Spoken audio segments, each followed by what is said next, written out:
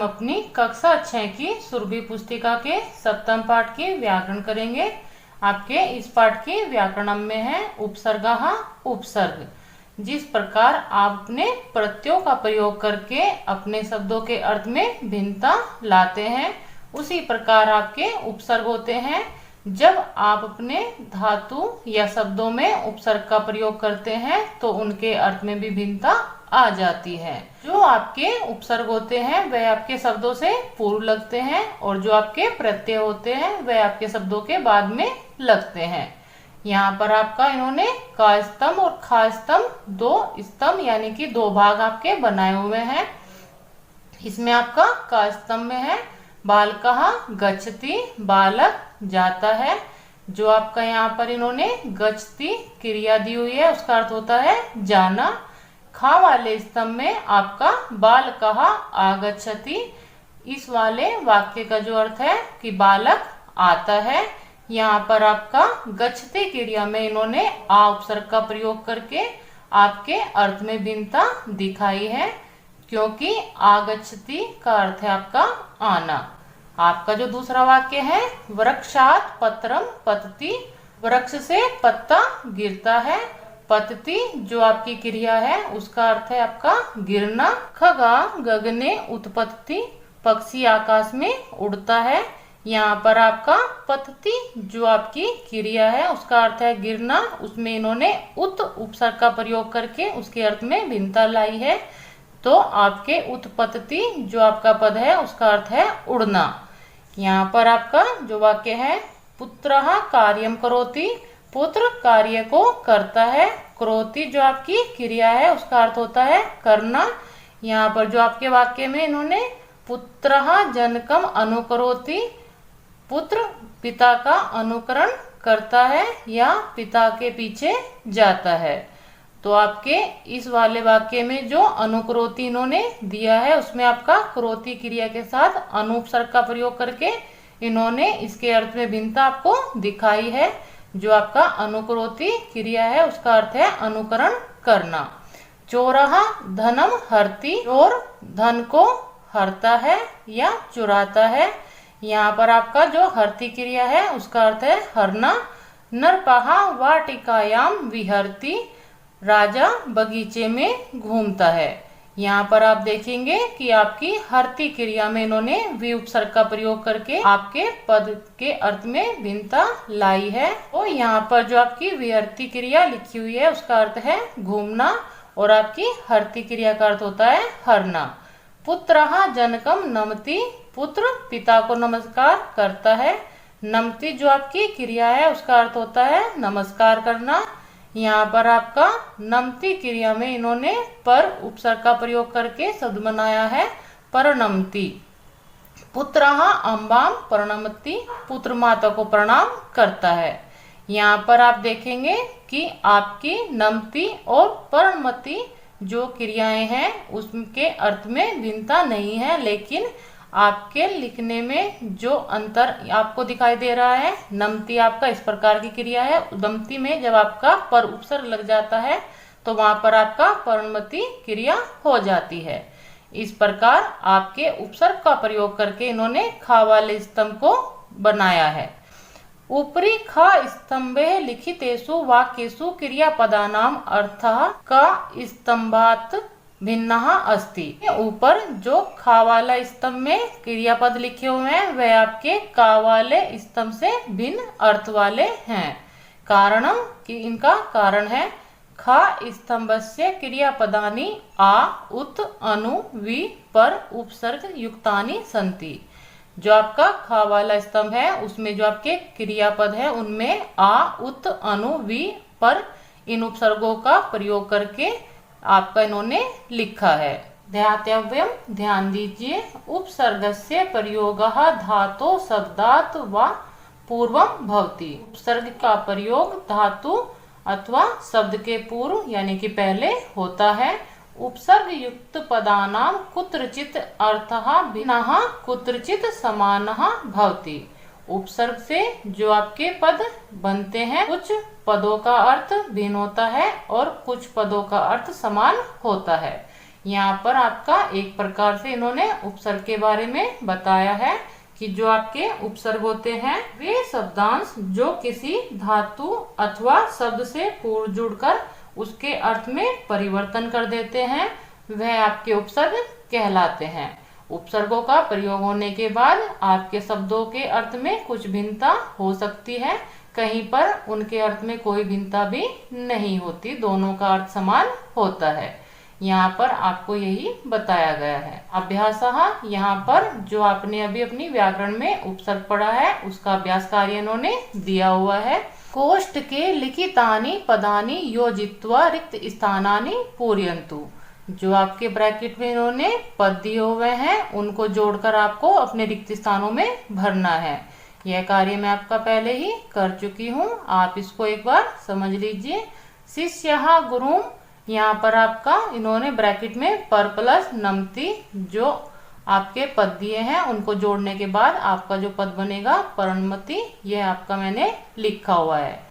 विमानम आकाशे, यहाँ पर आपका ब्रैकेट में उत्प्लस पतति जो पद है उसको जोड़ने के बाद आपका उत्पत्ति पद बनेगा। सह क्रीड़ा क्षेत्रात्, यहाँ पर आपके ब्रैकेट में आ प्लस गच्छति, ये आपके दो पद हैं, इनको जोड़ने के बाद आपका पद बनेगा आगच्छति। माता दुग्धम, यहाँ पर ब्रैकेट में आपका पद है आ प्लस नयति, तो आपका पद बनेगा आनयति। जनहा उद्याने, यहाँ पर ब्रैकेट में आपके दो पद हैं वी प्लस हरंती, तो आपका पद बनेगा विहरंती। गंगा हिमालयात, यहाँ पर आपके दो पद हैं निर प्लस गच्छति, इनको जोड़ने के बाद आपका पद बनेगा निर्गच्छति। इस प्रकार आप अपने ब्रैकेट वाले पदों को जोड़कर यहाँ पर भर सकते हैं। उपसर्गों को समझने के बाद आपकी बुक में अव्यय पदानि, आपकी व्याकरण का अन्य भाग दिया हुआ है जो है आपके अव्यय पद। अव्यय के बारे में आप सामान्य बातें जान लीजिए कि जो पद आपके किसी भी लिंग वचन या विभक्ति के अनुसार अपना रूप परिवर्तन नहीं करते वह आपके अव्यय कहलाते हैं। यहाँ पर आपकी बुक में कुछ चित्र दिए हुए हैं, उनके नीचे आपके वाक्य लिखे हुए हैं। उन वाक्य में आपके जो स्थूल पद इन्होंने दिए हुए हैं वही आपके अव्यय पद हैं। विडालः पेटिकायाः उपरि तिष्ठति। विडालः, विडाला का अर्थ है आपका बिलाव या बिल्ली। पेटिकायाः, पेटिकायाः का अर्थ है आपका मेज के ऊपरी, ऊपर तिष्ठति माने बैठी है। जो बिल्ली है वह मेज के ऊपर बैठी है। यहाँ पर जो आपका स्थूल पद ऊपरी है वही आपका अव्यय पद है। विडालः पेटिकायाः नीचे अस्ति, जो बिल्ली है वह मेज के नीचे है। यहाँ पर आपका नीचे स्थूल पद है, यही आपका अव्यय है। विडालः पेटिकायाः अन्तः अस्ति, बिल्ली मेज के अंदर है। जो आपका यहाँ पर अन्तः स्थूल पद है वही आपका वाक्य में अव्यय पद है। विडालः पेटिकायाः बहिः निर्गच्छति, बिल्ली मेज से बाहर निकल रही है। तो यहाँ पर आप देखेंगे जो आपके वाक्य में बहिः स्थूल पद है वही आपका अव्यय पद है। विडालः पेटिकायाः वामतः अस्ति, बिल्ली मेज के उत्तर में बैठी है। यहाँ पर जो आपके वाक्य में वामता पद है वह आपका अव्यय पद है। विडालः पेटिकायाः दक्षिणतः तिष्ठति, बिल्ली मेज के दक्षिण यानी कि दक्षिण दिशा में बैठी है। यहाँ पर आपका जो दक्षिणतः पद है वह आपका अव्यय पद है। विडालः पेटिकायाः पुरतः तिष्ठति, बिल्ली मेज के सामने बैठी है। आपके वाक्य में जो पुरतः पद है वही आपका अव्यय पद है। ऊपरी लिखितेषु वाक्येषु यानी स्थूल पदानि सन्ति तानि अत्र लिखन्तु।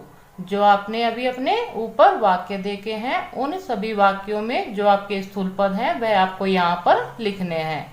यहाँ पर आपके इन्होंने 8 निशान बनाए हुए हैं रिक्त स्थान के, लेकिन आपके वाक्य 7 है।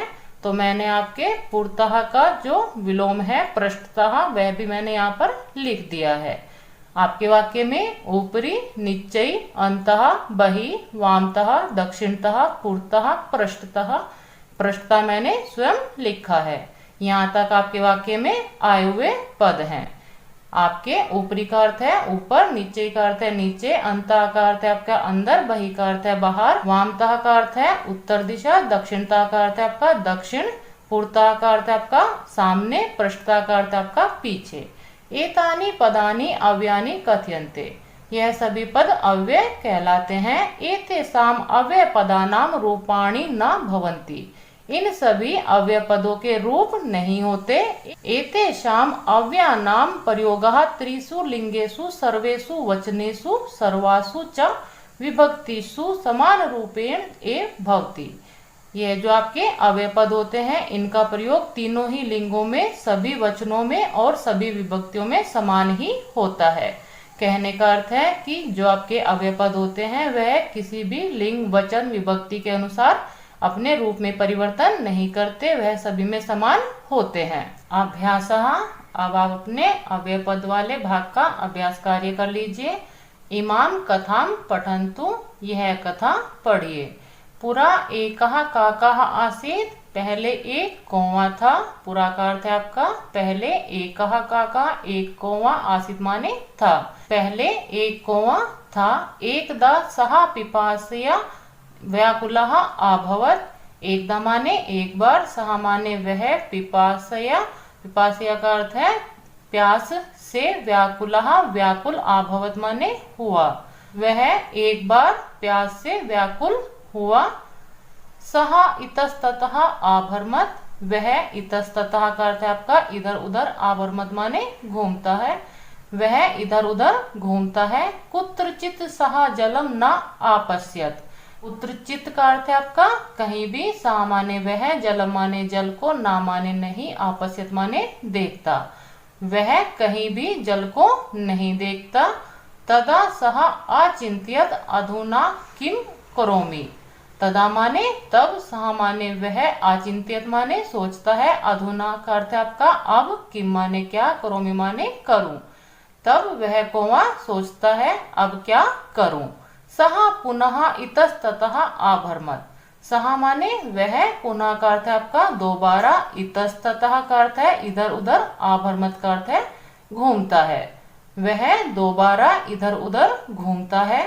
सहसा एव सः एकम घटम आपश्यत्, सहसा एव का अर्थ है आपका अचानक ही, सः माने वह, एकम एक, घटम घड़ा, आपश्यत् माने देखता है, अचानक ही वह एक घड़ा देखता है। घटे किंचित एव जलम आसीत्, घटे का अर्थ है घड़े में, किंचित एव थोड़ा ही, जलम माने जल, आसीत् माने था, घड़े में कुछ ही जल था।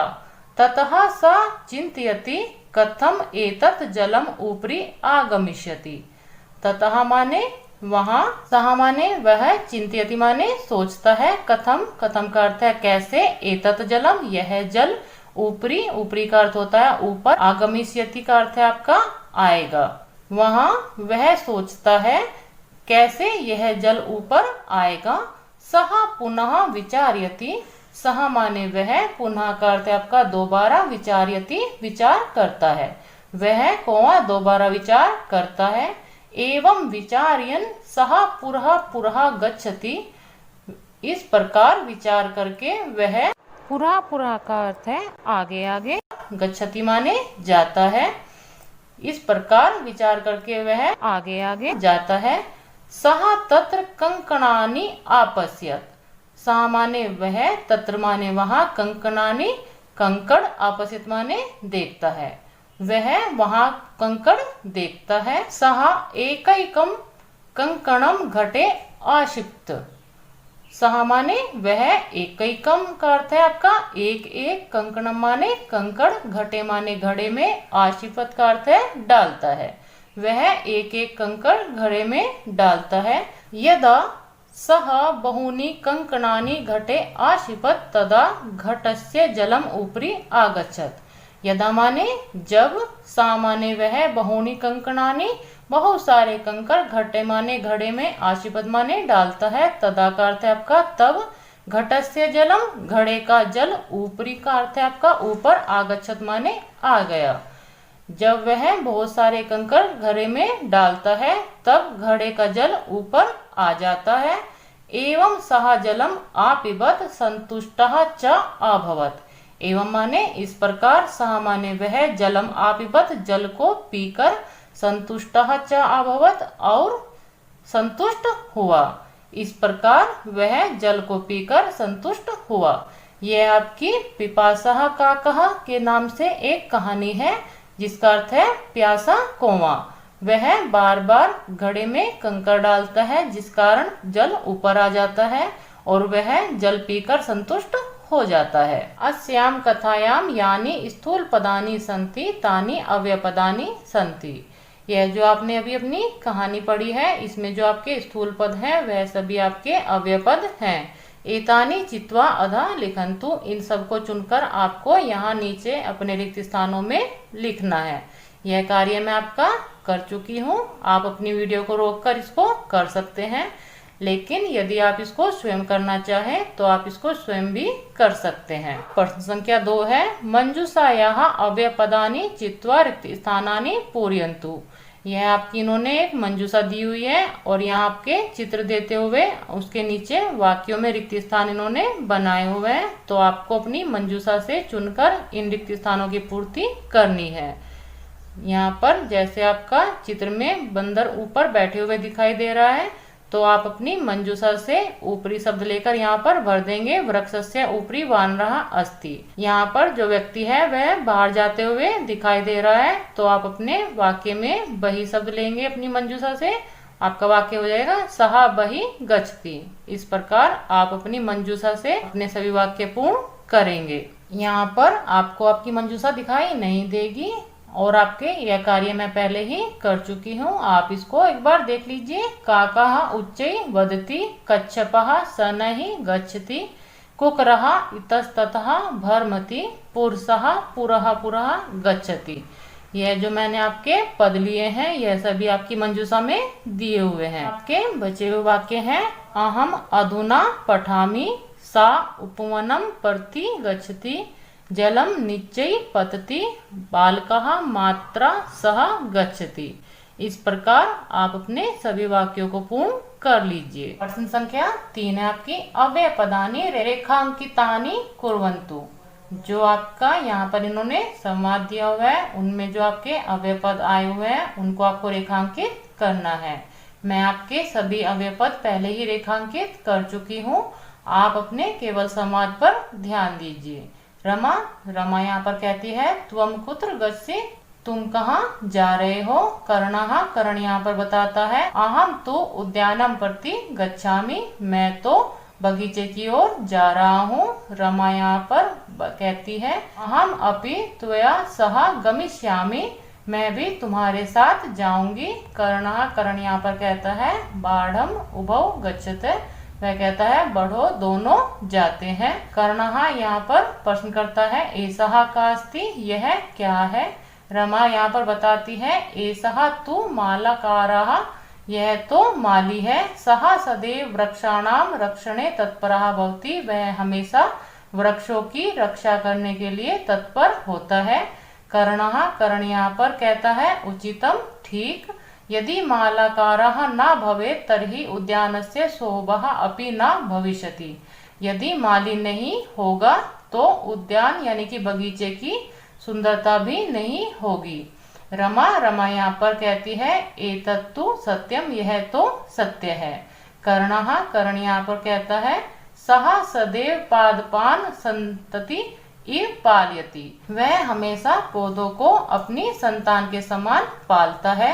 रमा यहाँ पर कहती है, पश्य, देखो, सह अत्र एव आगच्छति, वह यहाँ ही आ रहा है। कर्ण यहाँ पर कहता है, आगच्छ, आओ, तम पादपानाम विषये किंचित पृच्छावः, कि उनसे पौधों के बारे में कुछ पूछते हैं। रमा यहाँ पर कहती है, आहा, अरे, सह तु बहि एव गच्छति, वह तो बाहर ही जा रहा है। कर्ण यहाँ पर बताता है, परम आवाम शीघ्रम चलित्वा तम अनुसरावः, यहाँ पर कर्ण कहता है, परंतु हम दोनों शीघ्र चलकर उनका अनुसरण करते हैं। रमा यहाँ पर कहती है पश्य देखो, सह अपि शीघ्रम चलती, वह भी जल्दी चल रहा है। कर्णः कर्ण यहाँ पर आह कहता है अरे, स्व पुनः आगमिष्यावः कल दोबारा आएंगे, एवं च तम पादपानाम विषय प्रक्ष्यावः, एवं माने इस प्रकार, च माने और इस प्रकार उनको पौधों के बारे में पूछेंगे। यह आपका कर्ण और रमा का संवाद है, और जो आपके इस संवाद में अव्ययपद आए हैं वह सभी मैं आपके पहले ही रेखांकित कर चुकी हूँ। आप अपनी वीडियो रोककर इनको रेखांकित कर लीजिए। प्रश्न संख्या 4 आपकी, मंजूषायाम दत्तान शब्दान संयोज्य वाक्यानि रचयन्तु। यह जो आपकी इन्होंने मंजूषा बनाई है उसमें दिए हुए शब्दों का संयोजन यानी कि जोड़कर आपको वाक्य की रचना करनी है। यहाँ पर आपका पहले वाले भाग में इन्होंने अहम यानी कि मैं लिया हुआ है। यहाँ पर आपके इन्होंने बहुत सारे अव्ययपद हैं, यह सभी आपके कार्य या कर्म के रूप में इन्होंने लिए हैं, और यहाँ पर आपकी क्रिया इन्होंने ली है। तो यहाँ पर मैं आपके वाक्य पहले ही बना चुकी हूँ। यदि आप इनको स्वयं करना चाहते हैं तो बहुत अच्छी बात है, और जो मैंने आपके वाक्य बनाए हुए हैं उनसे भिन्न भी आप वाक्य बना सकते हैं। जैसे आप अपना पहले जो आपका भाग है वहां से अहम लेंगे, उसके बाद मैंने अद्य आपका यहाँ से लिया है, उसके बाद मैंने आपका गृह शब्द ना लेकर विद्यालयम लिया है जो आपका यहाँ पर है, उसके बाद मैंने आपकी क्रिया ली है जो आपकी गच्छामि है। तो आप इस प्रकार अपना स्वयं भी वाक्य बना सकते हैं इससे भिन्न, और यदि आप चाहें तो ये वाक्य ही लिख सकते हैं। अहम अद्य विद्यालयम गच्छामि, मैं आज विद्यालय जाता हूँ। अहम अधुना सत्यम वदामि, मैं अब सत्य बोलता हूँ। अहम तत्र उपवने तिष्ठामि, मैं वहाँ बगीचे में बैठता हूँ। अहम अपि पुस्तकम पठामि, मैं भी पुस्तक पढ़ता हूँ। अहम अत्र कार्यम करोमि, मैं यहाँ कार्य करता हूँ। अहम शीघ्रम पाठम स्मरामि, मैं जल्दी ही पाठ को याद करता हूँ। अहम सदा गृहे भ्रमामि, मैं हमेशा घर में घूमता हूँ। यहाँ पर मैंने आपके वाक्य पहले ही किए हुए हैं, लेकिन आपको मंजूषा यहाँ पर दिखाई नहीं देगी। मैं आपकी मंजूषा से ही यह कार्य सभी किया हुआ है। यहाँ पर आपका प्रश्न संख्या 5 है, अव्ययम चित्वा रिक्त स्थानानि पूरयन्तु। जो आपकी इन्होंने एक मंजूषा दी हुई है उनमें से आपको अव्ययपद चुनकर यहाँ पर लिखने हैं, जो मैं आपका पहले ही लिख चुकी हूँ। आप इसको एक बार समझ लीजिए। एकदा दुए मित्रे आस्ताम, एक बार 2 मित्र थे।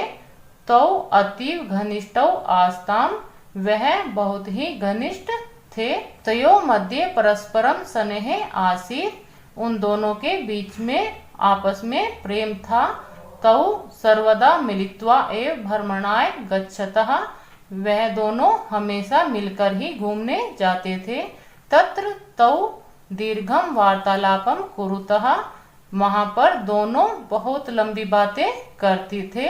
इत्थम तौ कालम सुखेन याप्यतः, इस प्रकार दोनों समय सुखपूर्वक बिताते थे।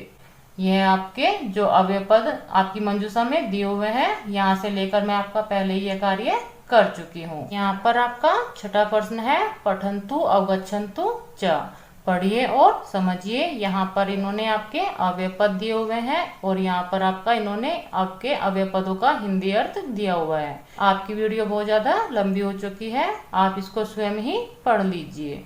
यहाँ पर आपका 7वें पाठ का व्याकरण वाला भाग समाप्त होता है। मिलते हैं आपके अगले पाठ के